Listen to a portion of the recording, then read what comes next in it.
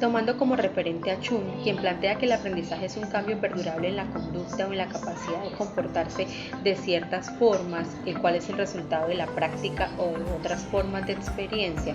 Como docentes debemos analizar que en la actualidad se han planteado diversos retos y cambios en la educación. Por eso como docentes debemos tener muy claro y estar muy preparados para abordar el aprendizaje de acuerdo a las bases biológicas, tener muy presente cómo ocurre el aprendizaje de acuerdo a las bases biológicas, que como sabemos es el estudio del sistema nervioso central. Por eso, a través de un ejercicio de origami o papiroflexia, como ejemplo práctico, quiero mencionar cómo se da el aprendizaje en un niño, en un adolescente y en un adulto de acuerdo a sus bases biológicas, en el cual realizaron un muñeco que se llama Comecocos, y eso lo hice con el propósito como de estimular la capacidad de observación, la concentración, ¿sí? La memoria, la imaginación, la creatividad.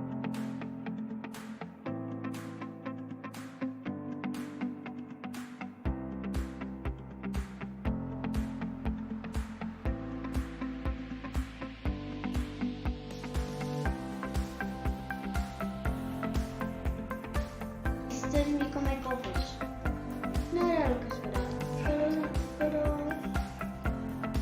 al menos lo intenté. Considerando esto, pues se debe tener en cuenta que el niño pues hasta ahora está adquiriendo, desarrollando habilidades o destrezas, ¿cierto? A partir de su maduración biológica y pues del ambiente que a él lo está rodeando, del contexto en el que se encuentra.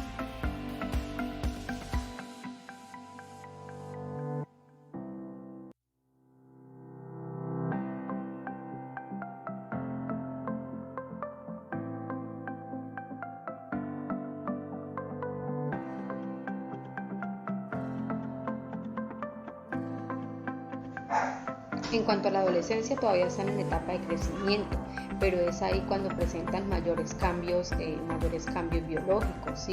Y ellos poseen un grado más alto de desarrollo intelectual, y es ahí cuando el razonamiento de ellos es más sistematizado y más estructurado.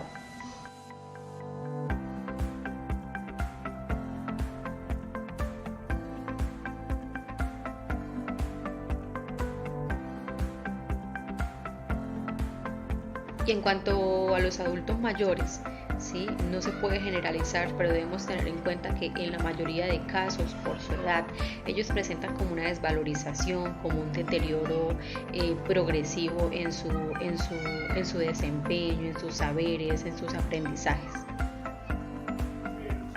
La actividad desarrollada fue de gran provecho para evidenciar como la diferencia de cómo se da el aprendizaje en estas tres personas, ¿sí? Como lo son pues el niño, el joven o adolescente y el adulto mayor.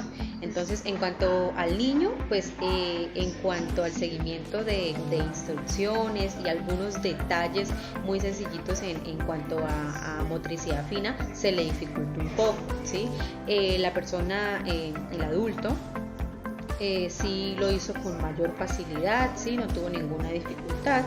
Y en cuanto al adulto mayor, sí presentó de pronto en algunos pasos, en algunas indicaciones, sí presentó como un poquito de dificultad y también se evidenció un poco como de frustración al no poder realizar el origami, ¿no? El Comecocos de origami o papiroflexia le podemos llamar también.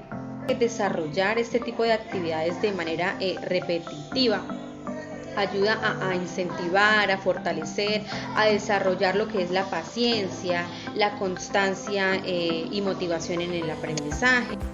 Teniendo en cuenta que las presentaciones visuales novedosas es de gran ayuda y provecho para adquirir la atención de los estudiantes. El procesamiento de información visual, los estímulos visuales también son determinantes en el proceso de almacenamiento de información en la memoria, y es aquí donde participa el lóbulo occipital.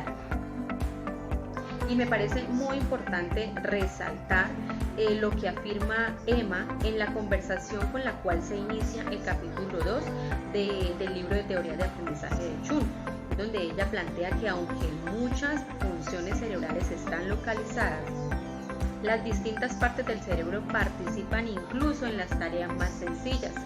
¿sí? Ella dice que por lo tanto no es razonable afirmar que algunas funciones del cerebro residan en una sola área. Para concluir, pues quiero mencionar el apunte que yo tomé sobre mi análisis en cuanto a la relación que existe entre el aprendizaje y las bases biológicas. Entonces considero que esto tiene mucho que ver con las interacciones que existen en el medio, ¿sí?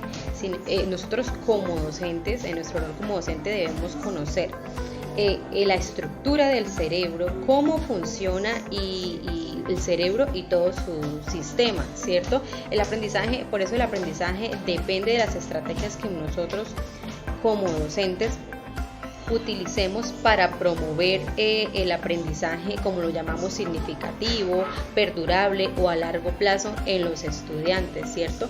Dicho esto, creo que es de gran importancia que como docentes comprendamos la relación que existe entre sentimientos, emociones, razón y tal vez creencias para elaborar buenas estrategias de aprendizaje para abordar en el aula de clase.